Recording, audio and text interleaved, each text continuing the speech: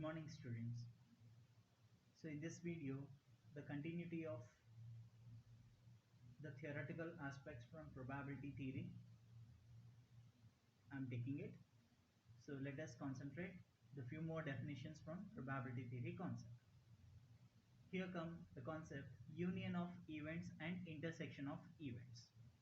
So till yesterday's video, we have completed the basic definitions of favorable events, exhaustive events, sample space and its types, events and its types,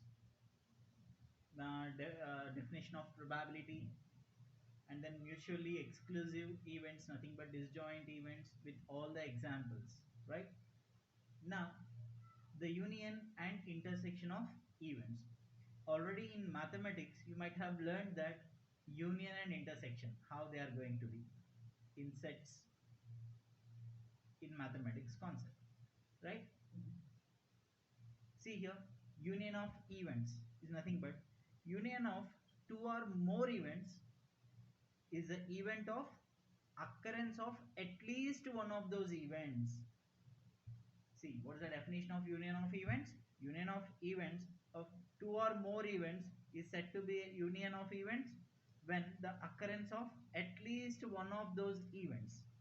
I have underlined the word at least. Just see that. Occurrence of at least one of those events. We call it as a union of events. And it is denoted by A union B or A plus B or A or B. So all the three are one and the same, union of events. Occurrence of at least one of those events. We call it as a union of events. Two or more events are said to be the union of events when the occurrence of at least one of those events happening, then we call it as a union of events. Look at the example there. When two coins are tossed, you know that head head, tail tail, head tail and tail head, totally four possible outcomes. In that, two events I have taken. One is an elementary event, A equals to head comma head, and second one is a compound event, B equals to head tail and tail head. There are two. Then A union B, how to write it? Just merging all the things. Okay, repeated values need not be written. Remember, always in union of events, repeated value of events need not be written. Once if it is written, that is done. See there, what are the elements, individual elements we have to write it. In A, head head are there. In B, head tail and tail head are there. All together it has to be written, right? So at least one of those events. This is the union of events. Now let us see the next definition. Intersection of events. Intersection of events means intersection of two or more events is the event of simultaneous occurrence of those events. Union means at least one of those events. Intersection means simultaneous occurrence of those events. Remember this word, simultaneous occurrence of those events, and it is denoted by A intersection B or AB, product of A into B, or A and B. Or means union and means intersection. You know that very well, right? So intersection of two or more events is a simultaneous occurrence of those events. Simultaneous, this word must be learned thoroughly, and here at least one of those events. So simultaneous occurrence is intersection, at least one is a union. See, look at the example there. Throwing a die, A is given of even numbers from the die, so 2 4 6, one event. Next, B event is given as 3 comma 6, divisible multiple by 3. Then A intersection B means here common element should be taken. That's it. Common element between the events were 6. 6 is the common. In A event 2 4 6, 6 is there, and B event 3 comma 6, 6 is there. So which is the common element? Intersection 6. So 6 has to be taken. You understand the intersection value, the common element. Generally in Venn diagram in mathematics in sets chapter, you must have observed it. Union means how, intersection means how, right? The common element between the two Venn diagram circles, the middlemost, should be taken as an intersection, right? Union means separately, it should be taken individually, isn't it? Together. So these are the two definitions, union of events and intersection of events. I I repeat once again, union of events definition. Two or more events is the event of occurrence of at least one of those events. That is union, denoted by A union B or A plus B or A or B. Next, intersection means intersection of two or more events is the event of simultaneous occurrence of those events. Simultaneous, right? So A intersection B, A B, or A and B, and is intersection or is union. So example, the common element between the events should be taken, right? Intersecting value, common value, 6. That's the value intersected both A and B unit events. So intersection B is 6. Let us see few more definitions. Complement of an event, and then how many ways the probability definition has been classified. How many ways the probability definition is being given. So let us see those definitions of probability in many ways. In classical way how it has to be, and in statistical way how it has to be. So let us see the definitions of probability in different methods, and then complement of an event. So with this continuity I am going to show that. The next definition, complement of an event. See there, complement of an event is for any event A, the complement of A is an event of non-occurrence of A. What is the definition of complement of an event? Nothing but a contradiction. Okay, suppose head and tail were there, right? So head, if you are taking it as occurrence of A, then obviously A dash will become tail, non-occurrence of A. You understand my point? So the sample point, I mean the outcomes which are not in A, we call it as a complement of an event, isn't it? So complement of an event is nothing but a contradiction which are not occurring, which are not in A, which are not in the sample points. So that we call it as a complement of an event, and it is denoted by A bar or A dash. It can be denoted. Next example, just look at their example. When you die a throw, when a die is thrown, right? Then what are the possible outcomes? 1, 2, 3, 4, 5, 6. There, event A is considered as multiple of 3. Then what about the complement of A? Non-multiple of 3. Non-multiple of 3 from the die is 1, 2, 4, 5. They are non-multiple of 3. That itself is the complement of A, which are not in A. So sample points from 1 to 6. From these sample points, A is 3, 6. A complement is nothing but which are not in A. Which are not in A means 3, 6. Removing those, remaining what all are there? 1, 2, 4, 5. They are not in A. Right? So multiple of 3 is the A event. Non-multiple of 3 is nothing but A complement. And see, one note I have given. A and A dash are always mutually exclusive. There will be no common element between A and A dash. You observe carefully there. Okay, definitely they are mutually exclusive. At the same time, they are exhaustive, total also, right? A and A dash together, you will be getting the exhaustive event, the total number of possible outcomes. You will be getting it. Now, the intersection of A and A dash will always be null, because as I said that there is no common element. Look at the example there. A 3, 6 multiple of 3 and A dash 1, 2, 4, 5 are there. Do you have any common element between A and A dash? No, it is null. Always. So A and A complement values will always be null. Then A and A union will be sample space, the total, right? So A union A dash, A union A complement is always the total sample points, yes, exhaustive, and A dash will always be null. So A intersection A dash, A intersection A complement is always null, and A union A dash is always yes, the total sample points. Do you understand, guys? Complement of an event. So totally 3 concepts we have seen today. Union of an event, at least occurrence of at least one of those events. Next, intersection of an event. Intersection means simultaneously occurrence of an event, like a common element between A and this thing B, two events. Complement of an event means which non-occurrence of A is nothing but complement of an event. If A is a event, then non-occurrence of A will become the complement. You understand, guys? So these are the three definitions. Now let us see the definition of probability in how many methods it can be derived, the probability definition. So with proper examples. So let us have the next definitions of probability in this continuity video.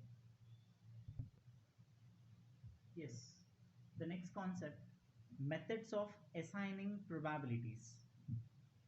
See, there are two important methods of assigning probabilities to events. They are classical method and the next one is statistical method.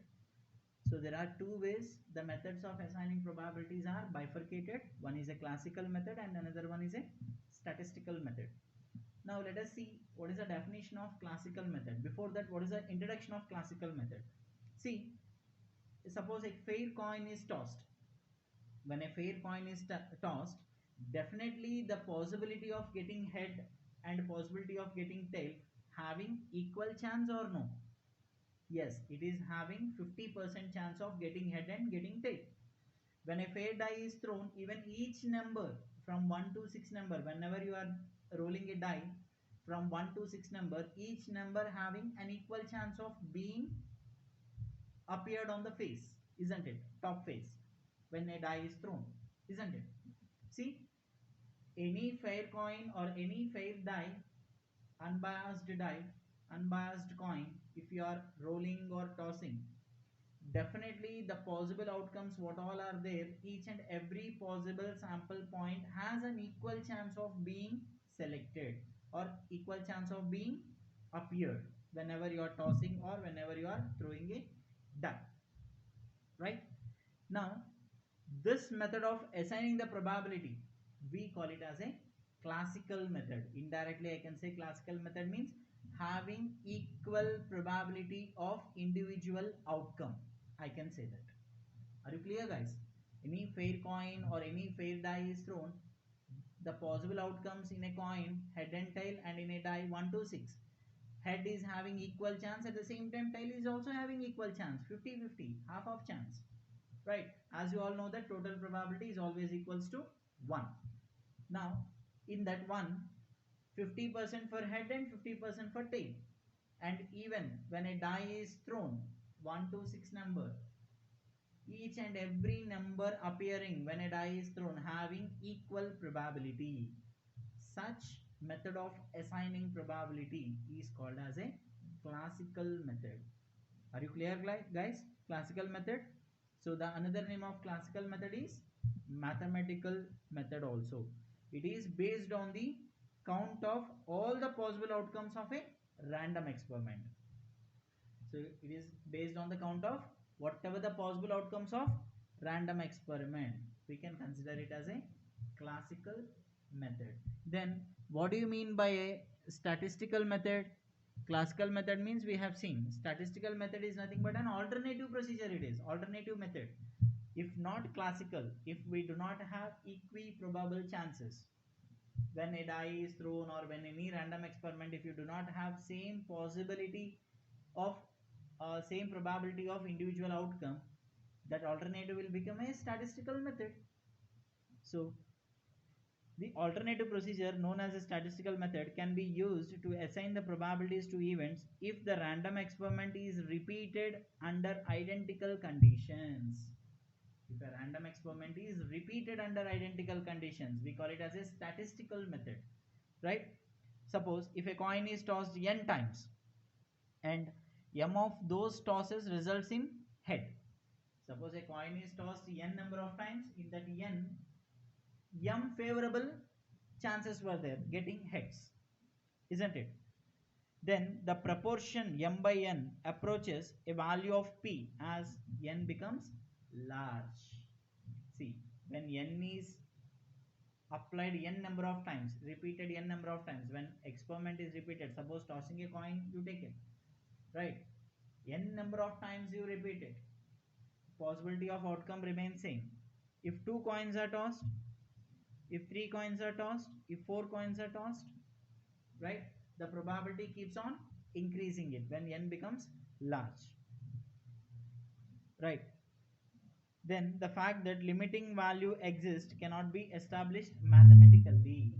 So if n number of times a coin is tossed, ultimately if it is a fair coin, definitely every time head one time appears, tail one time appears, or repeatedly head or repeatedly tail, n number of times, how many times you are repeating an experiment, in that whatever the favorable you are choosing it, that becomes n is the exhaustive total number of f, m will be the favorable. Look at there, the probability of any event is nothing but m by n, favorable by exhaustive. Favorable means happening of an event from the random experiment. Exhaustive means the total number of possible outcomes of any experiment, right. To assign probabilities, see, this method of assigning the probabilities to events is the statistical methods. The another name of statistical method is empirical method also. Classical method another name is mathematical, statistical method another name is empirical method. See, briefly I'll be explaining now once again. Classical method is nothing but whenever any random experiment, any fair random experiment, if you are conducting, in that the each and every outcome has an equal chance, right, same probability, equal chance, 50% chance, then such methods were mathematical methods.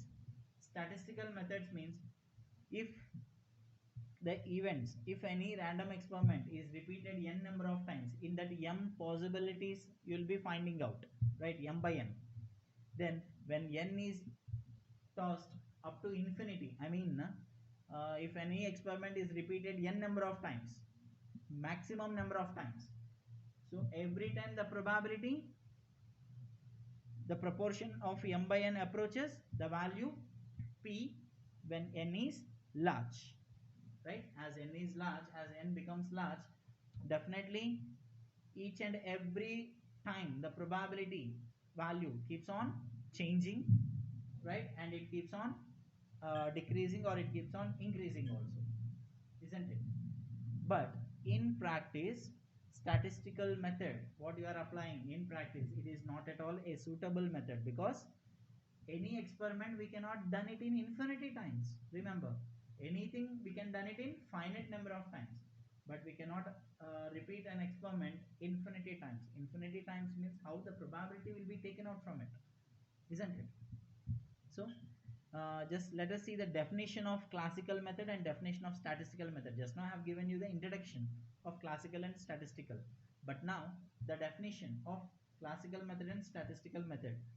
Classical method, if in a random experiment let S be the sample space and A be the event, then the probability of A becomes number of favorable items divided by total number of exhaustive cases, right. So we can say, let a random experiment have a possible outcomes which are equally likely, mutually exclusive and exhaustive, then m of those outcomes will become favorable and n of those becomes exhaustive. The number of favorable outcomes divided by number of exhaustive outcomes or exhaustive cases. So probability of an event, the formula of classical method is m by n, favorable by exhaustive. Got it. So what are the limitations here? In this definition, it is applicable, classical method is applicable only in case of these two limitations: when the outcomes are equally likely, means equiprobable chances, and mutually exclusive, separated, I mean which prevents the other in a single trial, and exhaustive, total possible outcomes, then only this classical method is applicable. Second thing is, n must be a finite, right. Experiment whatever you are doing it, that in a finite number of times only you can repeat the experiment, not an infinite number of times. Infinite number of times means it's a statistical method, but in practice definitely the statistical method which was taken there, P of A equals to limit n tends to infinity, m by n, it is totally not suitable method to apply or to assign probabilities. You got my point, guys?